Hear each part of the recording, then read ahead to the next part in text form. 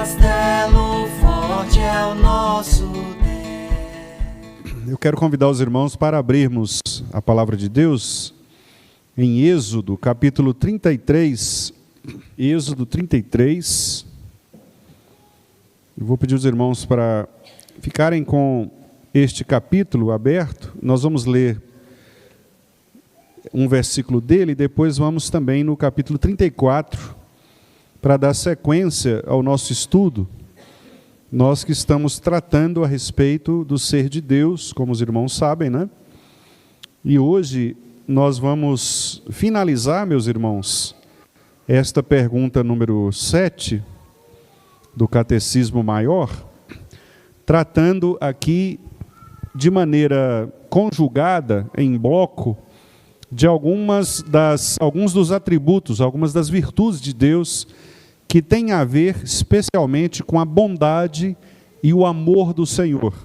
Então nós vamos incluir na bondade e no amor outras perfeições, como por exemplo, misericórdia, graça, compaixão, que são aspectos, né, que embora sejam diferentes, sejam distintos, eles têm a ver com esta característica de ser o nosso Deus, tanto benigno, que é o produtor de tudo aquilo que é bom, como também de ser um Deus amoroso, que é também razão, né, primeira de tudo aquilo que Ele doa para o seu povo. Então nós vamos, debaixo desse guarda-chuva de bondade e amor, colocar os demais atributos, como longanimidade, clemência, misericórdia, graça, né?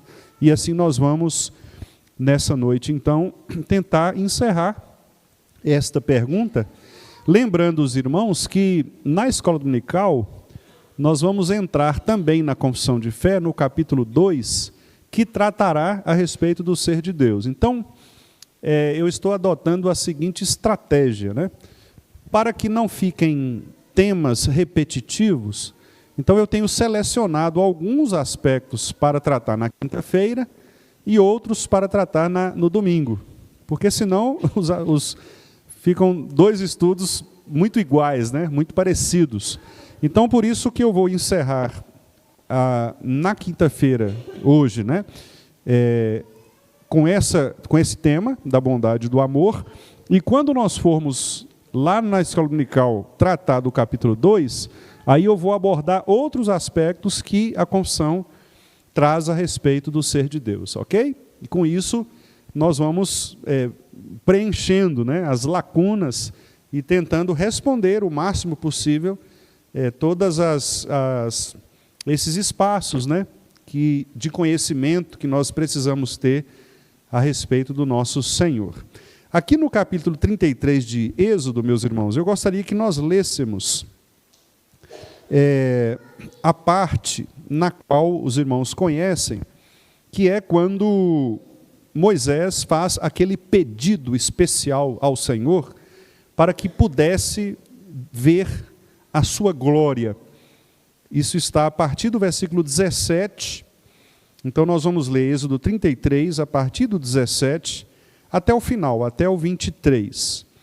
E depois eu vou também pedir aos irmãos para lermos alguns versículos do capítulo 34, ok?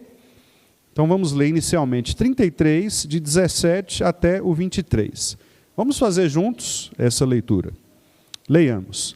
Disse o Senhor a Moisés: farei também isto que disseste, porque achaste graça aos meus olhos, e eu te conheço pelo teu nome.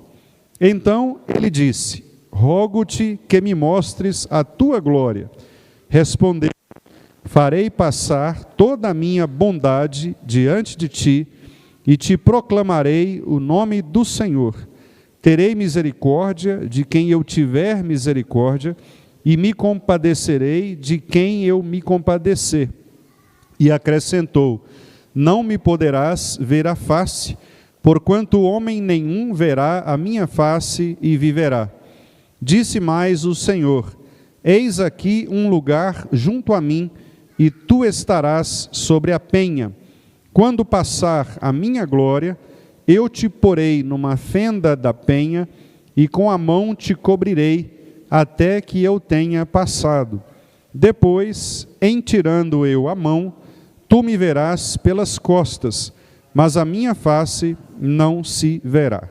Muito bem, meus irmãos. Então, inicialmente, aqui, nesse primeiro momento, a observação que eu gostaria de fazer aqui, neste texto inicial, é em relação à bondade de Deus, né?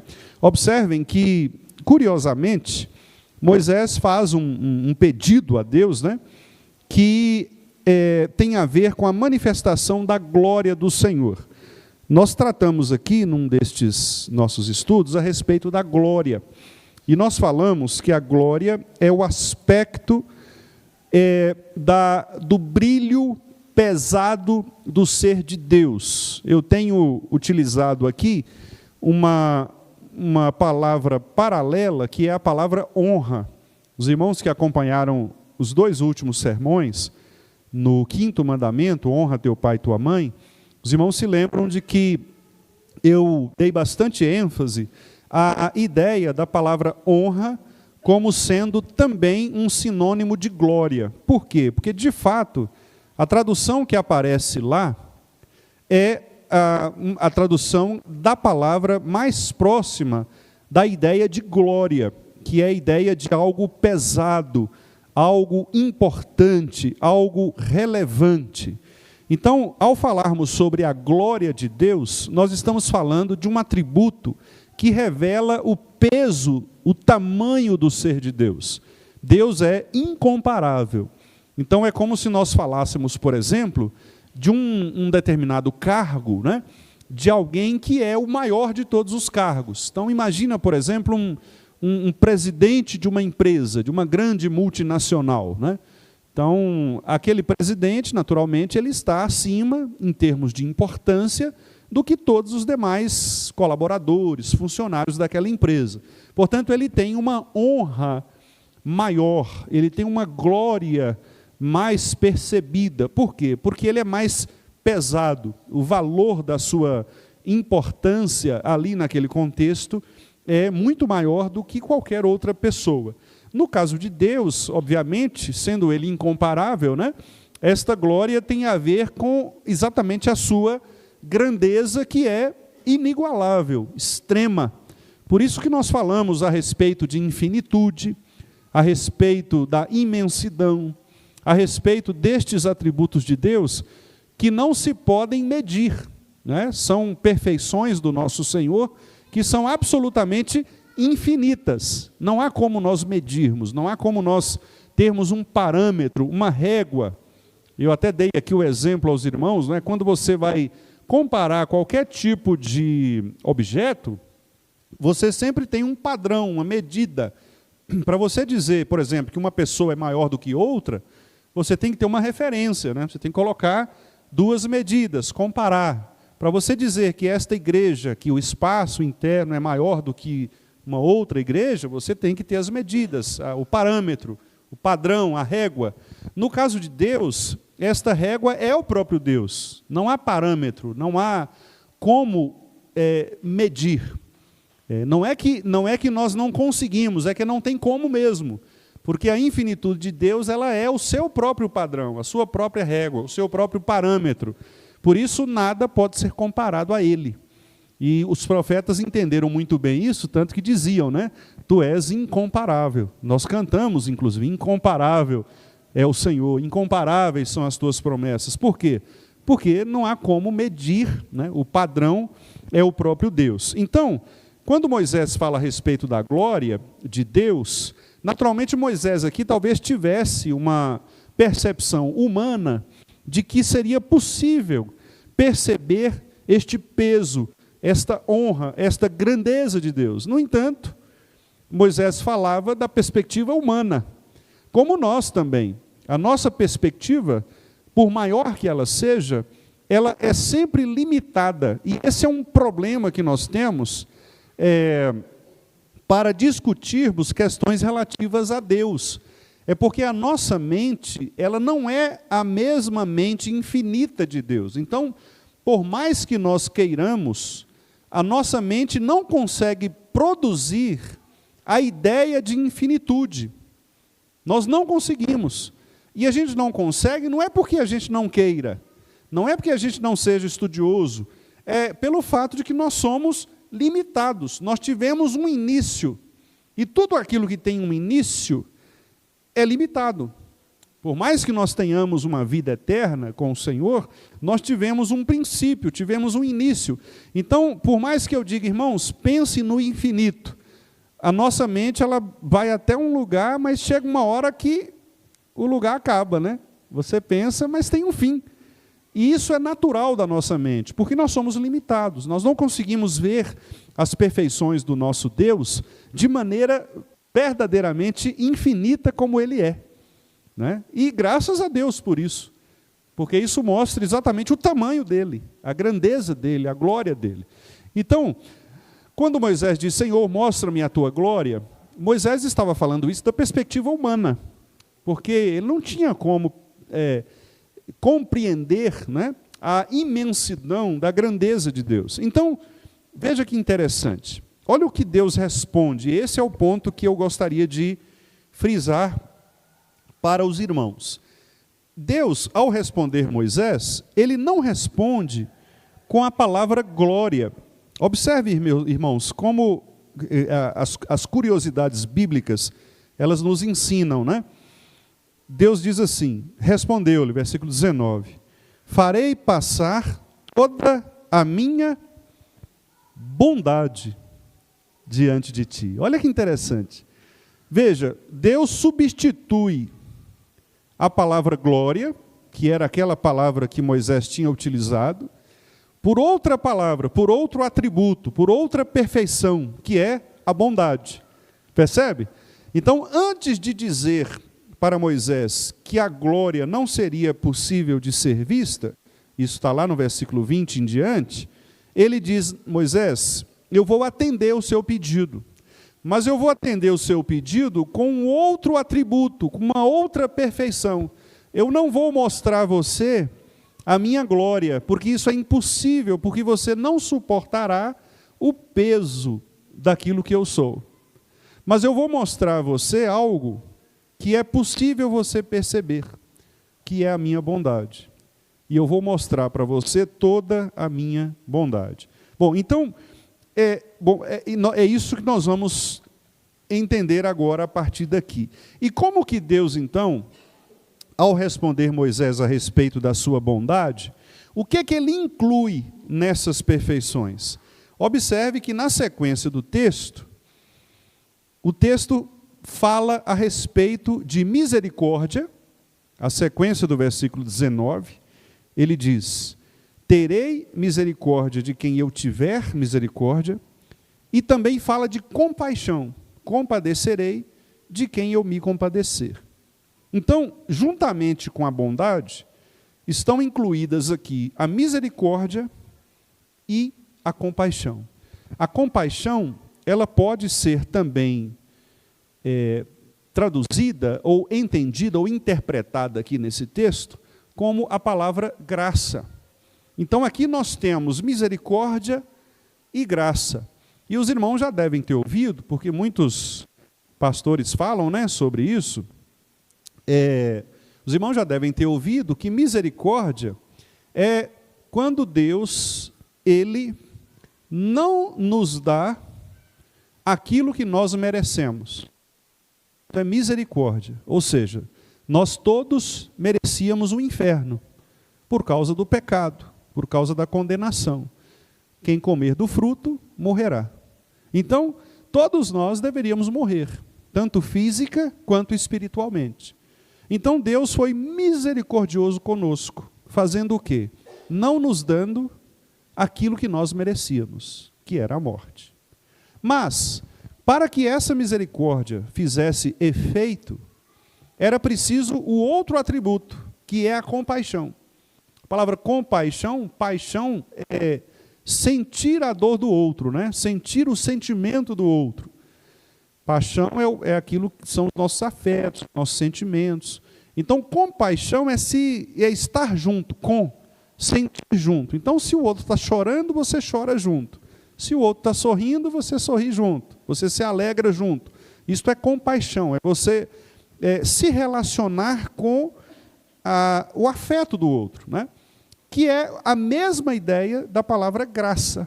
Porque graça agora é o seguinte: se a misericórdia é Deus não nos dando aquilo que nós merecemos, graça é Deus nos dando aquilo que nós não merecemos. É exatamente o inverso. Se ele não nos pune como nós merecíamos, misericórdia, ele agora nos presenteia com aquilo que nós não merecemos, graça. Então, por isso que aqui Deus diz para Moisés: olha, a minha bondade, ela se manifesta com 2 outros atributos. A minha bondade se manifesta em eu ser misericordioso, não dando a você o que você merece, e sendo gracioso, compassivo, que é dando a você aquilo que você não merece. Então, a bondade do Senhor, meus irmãos, nesse texto, ela está conectada com estes 2 outros atributos, ou essas 2 outras perfeições: misericórdia e compaixão, misericórdia e graça. Então, a glória de Deus, o peso da glória de Deus, pode ser visto nas vidas dos seus filhos por meio da bondade do Senhor. Nós não podemos ver a glória de Deus, mas de uma coisa nós sabemos: pela bondade dele, nós não somos jogados no inferno como merecemos. E pela bondade dele, nós recebemos graça que não merecemos.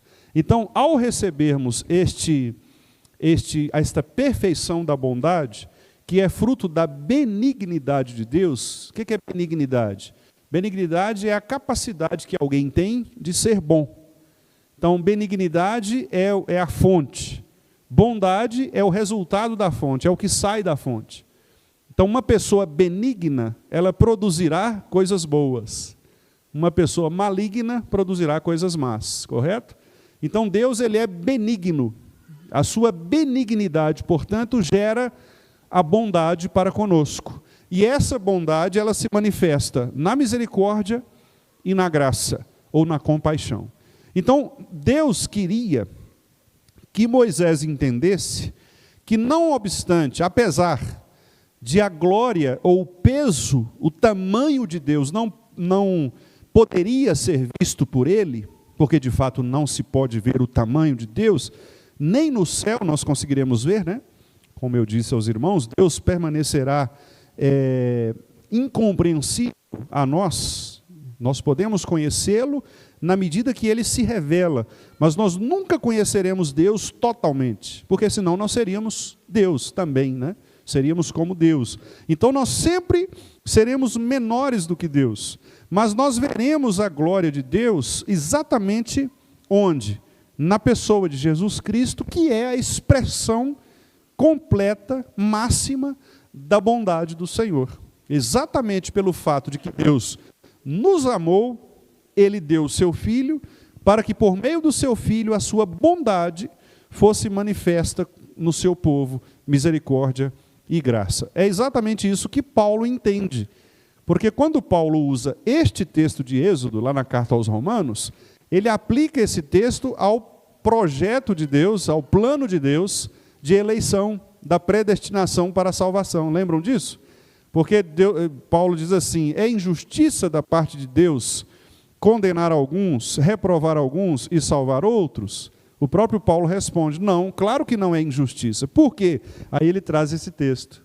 Porque Deus disse: terei misericórdia de quem eu quiser ter e compaixão de quem eu quiser ter. Então, o próprio o apóstolo Paulo interpreta esse texto como sendo um texto de manifestação dos atributos de Deus, que é o atributo da sua bondade de salvar. Então ele quis salvar, porque ele é bom. A sua misericórdia dura para sempre. Por quê? Porque ele é bom. Bom é o Senhor para com o seu povo, bom é o Senhor para com Israel. Então essa bondade, meus irmãos, é exatamente o que faz do nosso Deus ser um Deus compassivo e misericordioso. Então eu quero também agora, no capítulo 34, completar esta introdução com os versículos 6 a 9. Vejam que interessante. Vamos ver agora o desfecho, né, dessa situação e como que Moisés ele também interpretou estes atributos de Deus a partir desta visão maravilhosa que ele teve no Sinai, né? Nas pedras, na manifestação da lei de Deus. Vamos ler então, capítulo 34, de 5 a 9. Vamos ler juntos novamente. Tendo o Senhor descido na nuvem, ali esteve junto dele e proclamou o nome do Senhor. E passando o Senhor por diante dele, clamou: Senhor, Senhor Deus compassivo, clemente e longânimo, e grande em misericórdia e fidelidade, que guarda a misericórdia em 1000 gerações, que perdoa a iniquidade, a transgressão e o pecado, ainda que não inocenta o culpado, e visita a iniquidade dos pais nos filhos, e nos filhos dos filhos, até a 3ª e 4ª geração. E imediatamente, curvando-se Moisés para a terra, o adorou, disse: Senhor, se agora achei graça aos teus olhos, segue em nosso meio conosco, porque este povo é de dura serviço. Perdoa a nossa iniquidade e o nosso pecado, e toma-nos por tua herança. Que texto maravilhoso, né, meus irmãos? Então, observe aqui novamente, meus irmãos, como que a glória do Senhor ela se manifesta no meio do seu povo. Repare, tendo o Senhor descido na nuvem. Então, aqui nós temos uma revelação, uma chamada de teofania, né? Que é uma aparição de Deus. Deus se revela, ele aparece de uma maneira surpreendente. Nós, quando lemos lá em Êxodo 19, nós vamos ver como que esse evento ele aconteceu, né? Aquele evento estrondoso, com vulcões, tempestades, nuvens de fumaça, tremores, né? Como é descrito, tanto que o povo ficou extremamente apavorado. Deus desce, né? Ele proclama o nome, ou seja, que é a manifestação da sua glória, a proclamação, né? É a manifestação da glória de Deus, a manifestação do nome de Deus. Aqui, só fazendo um parênteses, isso mostra, meus irmãos, a importância da pregação da palavra, Pregar a palavra, nós chamamos isto, aliás, o Novo Testamento chama isto, né, de proclamação. E proclamar é anunciar o evangelho do Senhor, as boas novas. E as boas novas é Jesus Cristo. Cristo é o evangelho. E Cristo é a glória de Deus. João 1,14. E nós vimos a tua glória, glória como do unigênito do Pai. Então, a pregação da palavra, ela é exatamente a manifestação da glória de Deus. Foi assim que os puritanos entenderam o culto ao Senhor. Por isso que na confissão de fé, e também nos catecismos, breve e maior, quando nós falarmos a respeito do culto, do domingo, da leitura da palavra, etc., os irmãos vão ver como que os puritanos eles foram minuciosos ao tratar desse tema. Por quê? Porque eles entendiam que, muito embora todas as partes do culto a Deus, elas são importantes, porque são prescritas por Deus, então os cânticos de louvor, as orações, tudo isso, as ofertas, os sacramentos, né? Tudo isso é extremamente importante. Mas eles entendiam que, quando a palavra de Deus ela é aberta e ela é proclamada, ali se manifesta a glória do Senhor, a presença do Senhor.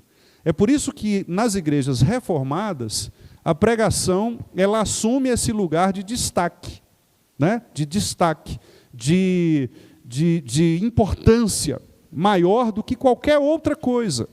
Não que nós tenhamos que desvalorizar as outras coisas, muito pelo contrário, porque se nós estamos diante do Senhor, nós temos que fazer tudo para a glória de Deus, né? Naturalmente. Mas o que eu quero dizer é que esse é um momento singular, é um momento em que todos nós deveríamos, de fato, parar, né, de tudo que nós estamos fazendo, nossas atenções, nossa distração às vezes, e nos concentrarmos na proclamação da palavra. Por quê? Porque é nela que nós vamos ver a glória de Deus, ok?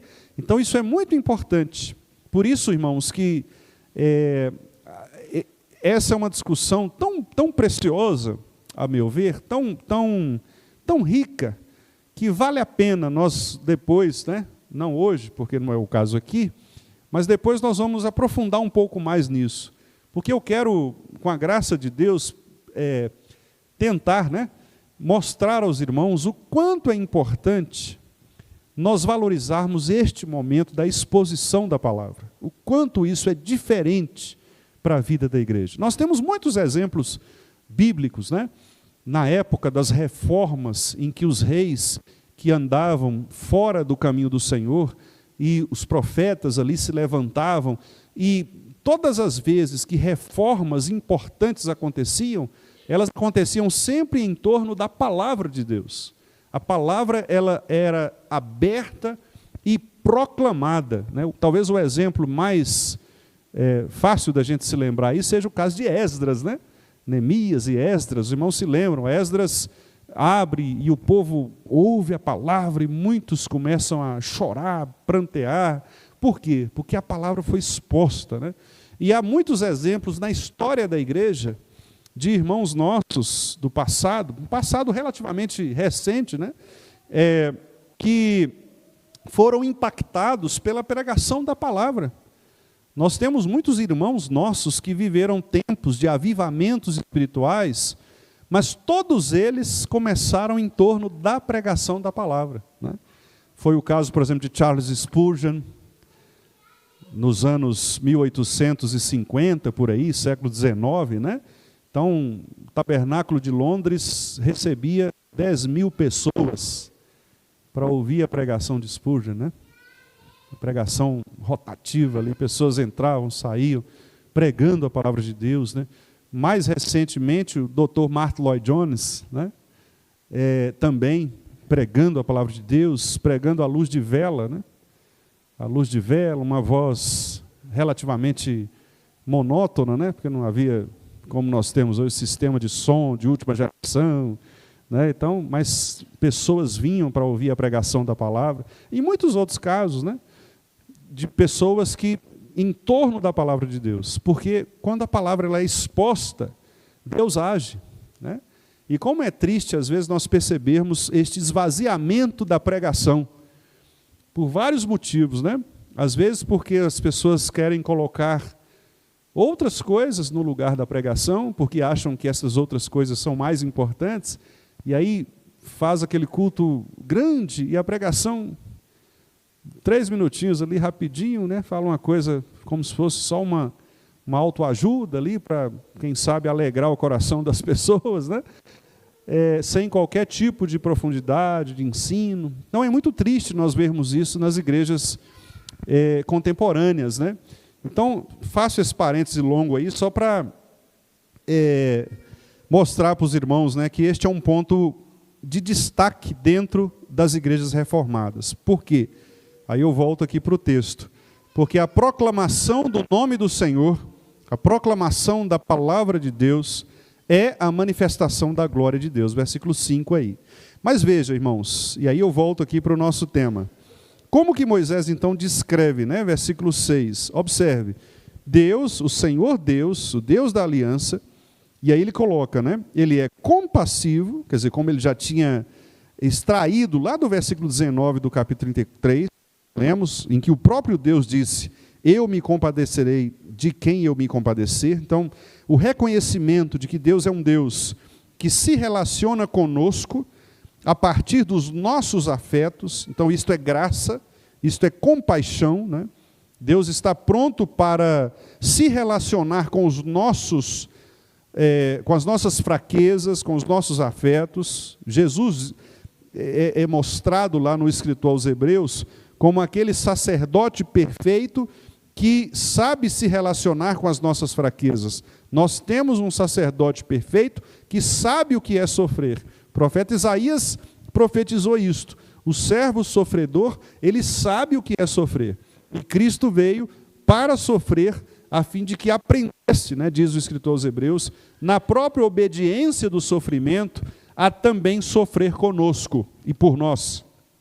Então, ele é um Deus compassivo, ele é um Deus clemente, porque a clemência tem a ver exatamente com o aspecto da graça, que era o modo de retribuição de Deus. Ele não é como nós somos, nós temos a tendência de retribuir o mal que nos é feito de uma maneira imediata, né? Com o próprio mal, muitas vezes, ou de maneira rápida. Deus não, ele é clemente e longânimo. O ânimo de Deus é longo, é persistente, né? A paciência de Deus, ela é extensiva, exatamente porque a manifestação da sua glória, ela seria capaz de aniquilar, de matar qualquer pessoa. Capítulo 33, né? Qualquer pessoa que se aproximar da minha face não pode sobreviver. É impossível, porque o peso da minha glória é impossível de ser percebido pelas pessoas. Mas a minha glória é percebida porque eu sou longânimo, paciente, compassivo, eu sei dosar a força daquilo que eu manifesto. Então, Deus se manifesta a nós dentro daquilo que é possível nós compreendermos a respeito dele. Ele é condescendente conosco, ele não vai além da nossa capacidade.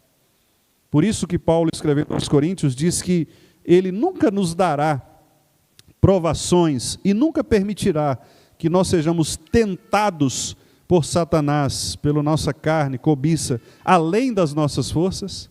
Por quê? Porque exatamente ele é um Deus longânimo, paciente, ele é clemente, ele é compassivo. Então ele dosa a manifestação de seu poder, ele é dosado, ele é medido, para que ele possa, dessa maneira, nos comunicar a sua verdade. Grande em misericórdia, e ele é fiel. Fiel a quê? Fiel ao seu plano eterno, ao plano de salvar um povo, de escolher um povo. Por isso, o versículo 7, ele guarda a misericórdia, ele perdoa a iniquidade e a transgressão, ele não vai inocentar quem é culpado, ele não vai culpar o inocente, ele vai ser justo em todos os seus caminhos, né? O versículo 7 mostra isto, Deus é justo. Então observe, irmãos, como que é interessante, né? O exercício que eu estou fazendo com os irmãos aqui é mostrar que os atributos de Deus, as perfeições de Deus, que têm a ver com a sua glória, como eu disse, né? Estão ali, é o guarda-chuva que revela a bondade do Senhor, que se manifesta com estes outros atributos: a misericórdia, a graça, né? A clemência, a longanimidade. Então, repare que todas estas coisas ocorrem porque Deus é bom. A bondade do Senhor para conosco, que é a manifestação da glória dele, é o que faz com que estes outros atributos sejam percebidos por nós. Ok? Vamos agora ver um outro texto, agora no Salmo 119, versículo 68. Salmo 119, 68.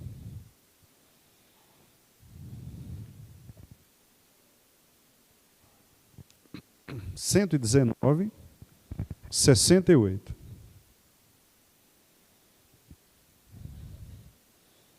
Observe como que a bondade do Senhor é a razão pela qual nós podemos aprender a respeito dele. O salmista entende isso, né? Vamos ler? 68. Tu és bom e fazes o bem. Ensina-me os teus decretos. De novo, tu és bom e fazes o bem. Ensina-me os teus decretos. Olha só, qual a relação que existe entre a bondade de Deus e o fato de ele nos ensinar os decretos? Percebe? Parece que o versículo, as duas frases aí não tem muita conexão, né? Porque o que tem a ver, tu és bom, ensina-me? Exatamente o fato de que o salmista entende, assim como Moisés entendeu, que a bondade de Deus é que faz com que Deus seja condescendente para conosco, que Deus seja compassivo para conosco e nos ensine a respeito de si mesmo. Em outras palavras, nós não compreenderíamos os decretos de Deus não fosse pela bondade do Senhor. Quer dizer, nós compreendemos quem Deus é e o que Ele requer de nós por causa da sua bondade.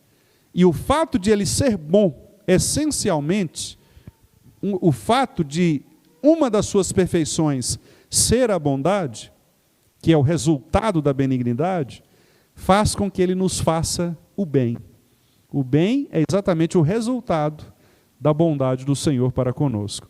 E de que maneira este bem é acrescido a nós, o seu povo?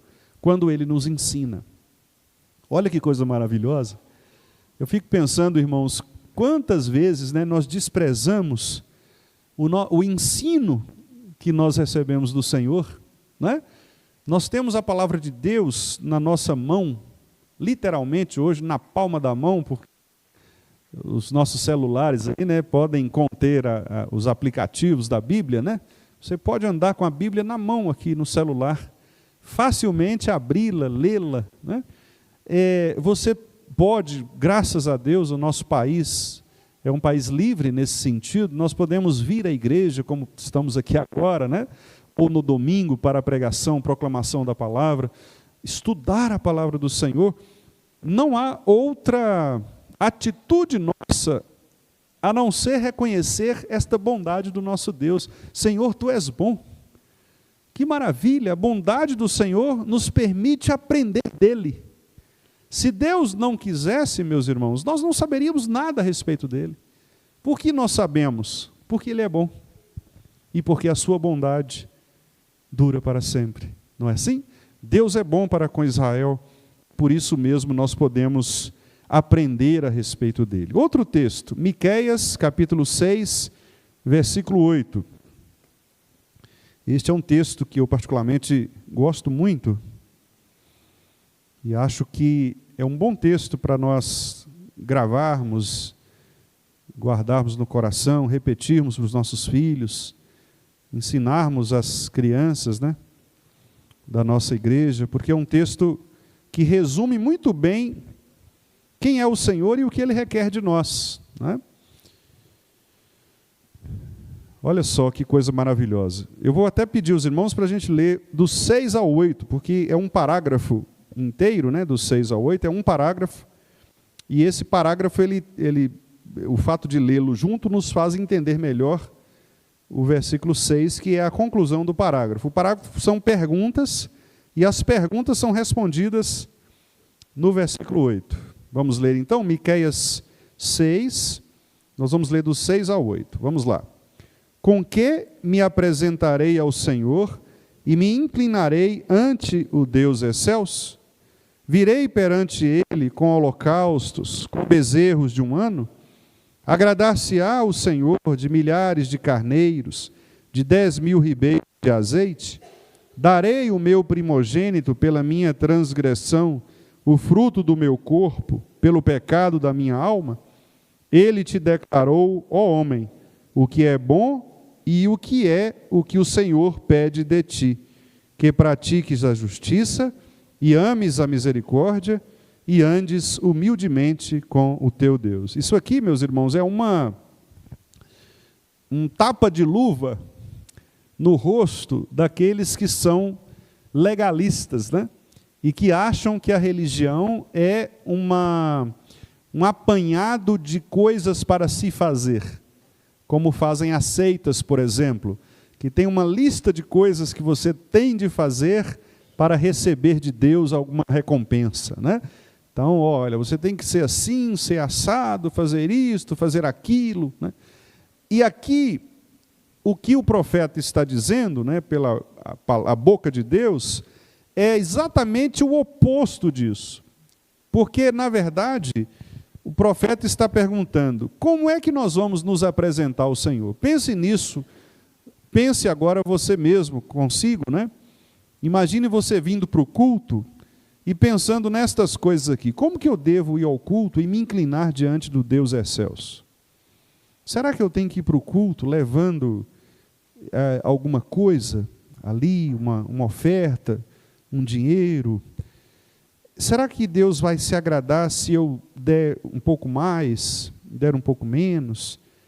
O meu próprio filho, o que eu vou usar para perdoar o pecado, né? Então, são perguntas que as pessoas fazem. Aquele rapaz perguntou para Jesus, o mestre da lei: Senhor, o que eu tenho que fazer para herdar a vida eterna? Lembra dessa pergunta? O que eu tenho que fazer? Porque as pessoas acham, meus irmãos, que para irmos para o céu, nós temos de fazer alguma coisa. E é nisto que consiste o Evangelho. Em você não precisar fazer alguma coisa. É você crer que Cristo já fez por você. Isto é o Evangelho. Todas as outras religiões que não são evangélicas, o indivíduo precisa fazer algo. No Evangelho, não. No cristianismo, Cristo já fez. Por isso que a gente canta aquele hino: eu venho como estou. Sim, venho como estou. Certo? Por quê?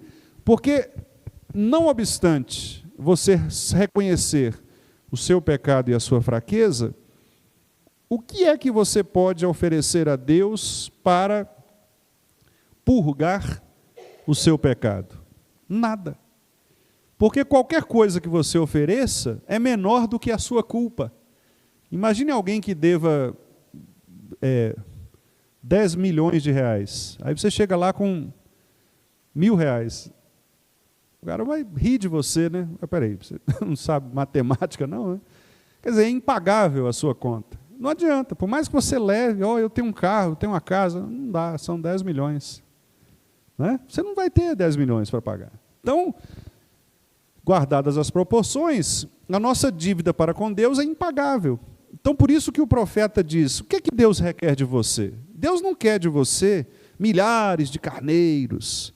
Deus não quer de você que você faça alguma coisa. Se você está pensando em dar o seu próprio filho, né, que é a última pergunta aqui, darei o meu primogênito pela minha transgressão, quer dizer, será que se eu der até meu filho no lugar da minha salvação, Deus vai requerer de mim, vai me aceitar? Né? O profeta diz: claro que não. Nem o seu filho é suficiente para pagar a dívida que você tem para com Deus. O que é que eu tenho que fazer então? Bom, o que eu tenho que fazer é confiar naquele que é a minha justiça. Por isso que o texto diz: pratiques a justiça. O que é praticar a justiça? É aceitar a justiça de Cristo, ou em Cristo. O que é amar a misericórdia? É saber que eu mereci o inferno, mas Deus, pela sua misericórdia, me tirou do inferno, não deu o que eu merecia. Por isso eu tenho que amar a misericórdia do Senhor. O que em Lamentações Jeremias faz? Qual é o louvor que ele faz? Por que ele louva a Deus? Porque as suas misericórdias são a causa de nós não sermos consumidos, e elas se renovam cada manhã. Ele fala assim: grande é a minha porção, grande é a porção da minha herança. Por quê? Porque senão, meu amigo, se não fosse a misericórdia do Senhor, nós estaríamos condenados, iremos para o inferno. Então, louvado seja o Senhor pela sua misericórdia, que é fruto da sua bondade. Por isso eu tenho que amar a misericórdia do Senhor. E aí, fazer o quê? Andar humildemente com o teu Deus. O que significa andar humildemente? Jesus explica isso lá nas bem-aventuranças, Mateus 5. Andar humildemente é, na linguagem do profeta Jeremias, colocar a boca no pó. Ou seja, reconhecer que eu não tenho de mim mesmo nenhuma condição, nenhum mérito, nenhuma vantagem para oferecer ao Senhor. E então eu me humilho, me arrependo dos meus pecados, amo a misericórdia porque eu sei que é por ela que eu não sou consumido, não sou exterminado, e confio na justiça de Deus, que é Cristo, que foi até a cruz e pagou o preço impagável para mim, mas que para ele foi suficientemente cumprido, foi quitada a dívida, o escrito de dívida, como diz Paulo lá em Gálatas, que estava sobre nós, foi agora retirado por causa de Jesus Cristo, nosso Senhor. Por quê? Porque a bondade do Senhor dura para sempre. Ainda aqui, meus irmãos, em Miqueias, vamos olhar agora o capítulo 7, versículo 18. 18 a 20. Vamos ler? 7, 18 a 20. Quem, ó Deus, é semelhante a ti, que perdoas a iniquidade e te esqueces da transgressão do restante da tua herança? O Senhor não retém a sua ira para sempre, porque tem prazer na misericórdia. Tornará a ter compaixão de nós, pisará aos pés as nossas iniquidades e lançará todos os nossos pecados nas profundezas do mar. Mostrarás a Jacó a fidelidade e a Abraão a misericórdia, as quais juraste a nossos pais desde os dias antigos. Mais uma vez aqui o profeta vincula estas perfeições divinas: o perdão, a misericórdia, o prazer na misericórdia, que é exatamente esta bondade do Senhor, a compaixão, versículo 19, tornará a ter compaixão de nós, e a fidelidade e a misericórdia, e também a sua retidão, mostradas no versículo 20. Mostrarás a fidelidade, mostrarás a misericórdia, as quais juraste, ou seja, o juramento é a retidão do Senhor. Quando o Senhor jura, as coisas acontecerão conforme o seu decreto. Lembra lá da vontade decretiva, né? Que é exatamente este juramento que Deus faz em seu próprio nome, que nós também chamamos de fidelidade. O Senhor é fiel. O Senhor é fiel a quê? Aos seus decretos. Ele vai cumprir os seus decretos, né? Quem tem um relógio aí que pode me informar as horas, por favor? 8:55. Obrigado, irmãos. Eu estou sem relógio, o risco é chegar perto de meia-noite sem perceber. Eu estava dizendo o seguinte, que o Senhor é fiel aos seus decretos. E eu vou encerrar então com esta observação. Muitas pessoas, e os irmãos certamente já ouviram sobre isso, né? Quando querem pedir alguma coisa para Deus, nas suas orações, ou mesmo nas conversas normais entre irmãos, né? Quando querem mencionar alguma situação, dizem assim: olha, eu tenho certeza que o Senhor vai me dar isto ou aquilo, porque Ele é fiel. Né? O Senhor é fiel, eu sei disso. Eu sei que Ele vai me dar uma esposa, porque Ele é fiel. Ó, eu ouvi uma risada lá atrás, não sei.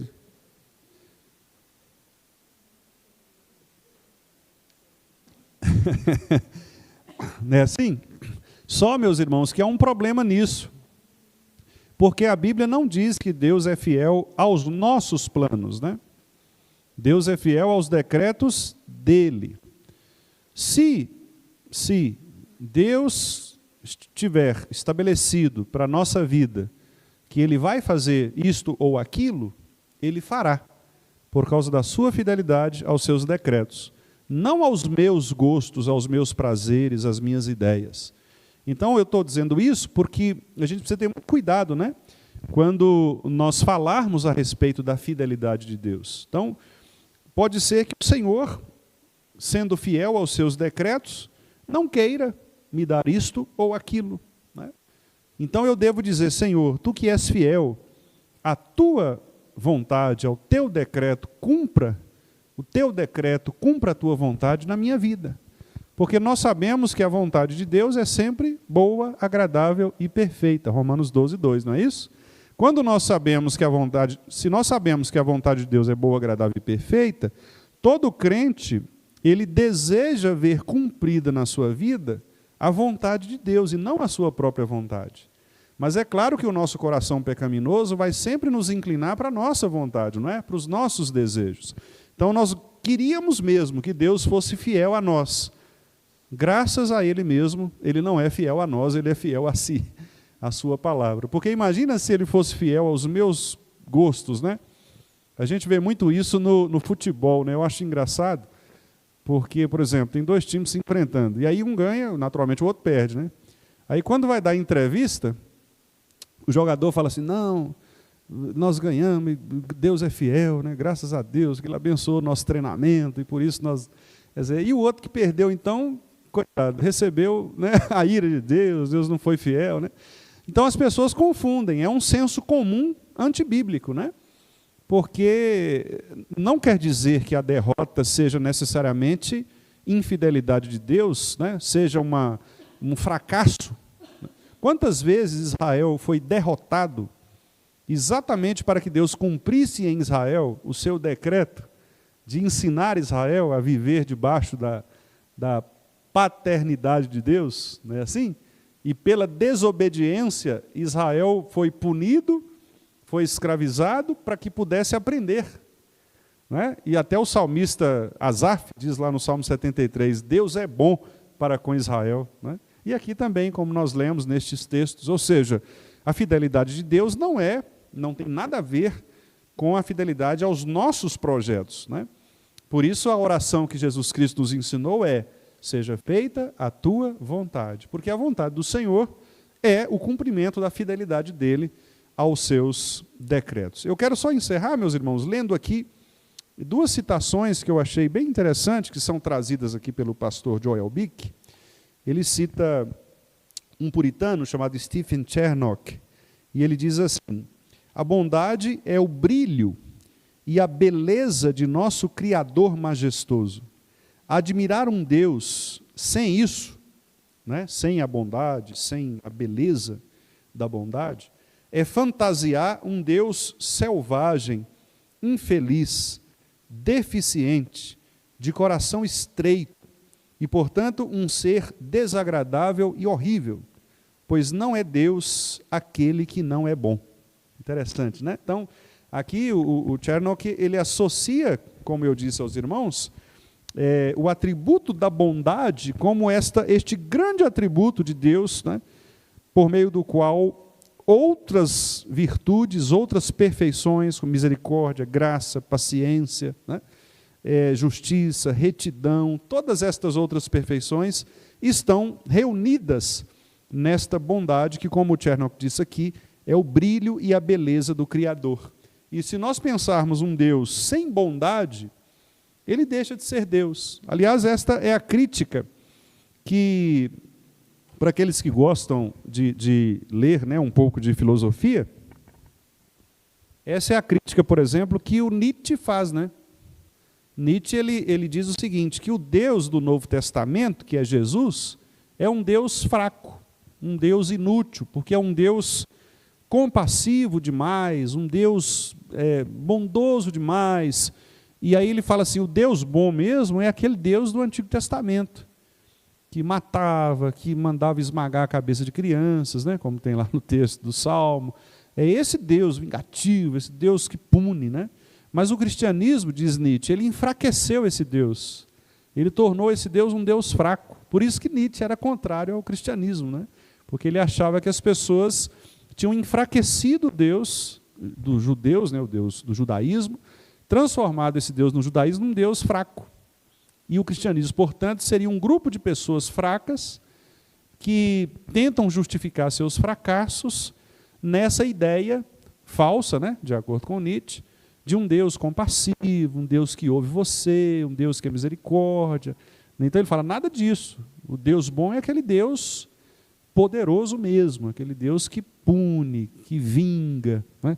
Então, olha só que compreensão equivocada, porque as pessoas entendem erradamente o ser do próprio Senhor Jesus Cristo. Por isso, meus irmãos, é um risco, um perigo grande, né, das nossas igrejas dar mais valor, mais peso a esses atributos de Deus, como o amor, por exemplo, compreendido de maneira equivocada, do que a justiça, do que a ira, não é? Porque às vezes as pessoas falam, não, Deus é amor, Ele não vai castigar, Ele não vai punir, pode ser do jeito que você quiser, né? O nosso Deus é um Deus que aceita todo mundo, aceita tudo. Não é assim. Sabemos que não é assim. Jesus Cristo, Ele por muitas vezes agiu com dureza, condenando sempre os pecados daquelas pessoas que conviviam com ele, né? Então, essa ideia de Nietzsche foi totalmente desviada do propósito bíblico. E a outra citação é Bernardo de Claraval, quando ele disse aqui o seguinte. Claraval ele viveu ali no século XII, né? 11, 12, bem no início um pouco depois do início da Idade Média, né? E ele disse assim: o motivo para se amar a Deus é o próprio Deus. Nenhuma razão pode ser mais forte do que esta.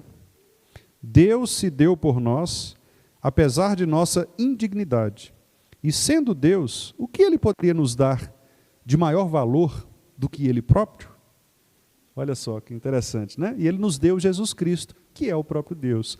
Então, eu fecho aí com essa ideia, né, de que a bondade de Deus é, de fato, meus irmãos, o atributo que reúne estes outros demais atributos: compassivo, clemente, longânimo, misericordioso, um Deus que é fiel aos seus decretos, um Deus que é gracioso, e tudo isso, né, como nós vimos aqui nos textos bíblicos, razão de sua bondade para conosco. Então, Deus é rico e suficientemente bom para que por essa bondade Ele atue com prazer na manutenção do seu povo. Lembrando as palavras de Jesus, né? Quando Jesus disse: bom, só existe um, que é Deus, né? Lá em Mateus, se não me engano, 19, né? Mateus 19, quando Jesus ali, ele fala sobre isso, né? Ah, o Senhor é bom. Ele fala: bom só um, que é o Pai, né? Que é Deus. Então, naturalmente, ele está mostrando este caráter absoluto, né? Perfeito da bondade do nosso Senhor. Meus irmãos, que esta bondade de Deus possa encher a nossa alma, né? De alegria, de esperança, de fé. Nós temos um Pai que é bom, que nos dá tudo o que é bom, que nos dá o bem, que faz o bem, que nos ensina, que nos protege, nos alimenta, não é isso? Cuida de nós. Ele é o nosso pastor. E lembra lá no final do Salmo 23, né?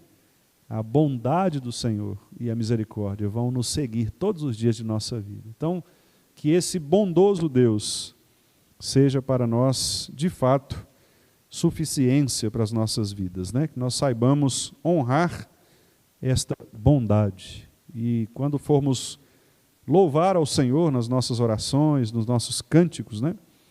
Que nós elejamos aí este atributo, esta perfeição do Senhor, como sendo aquela que de fato nós devemos reverenciar, né, de maneira profunda em nossos corações. Tu és bom para com Israel. Louvado seja o nosso Senhor, né?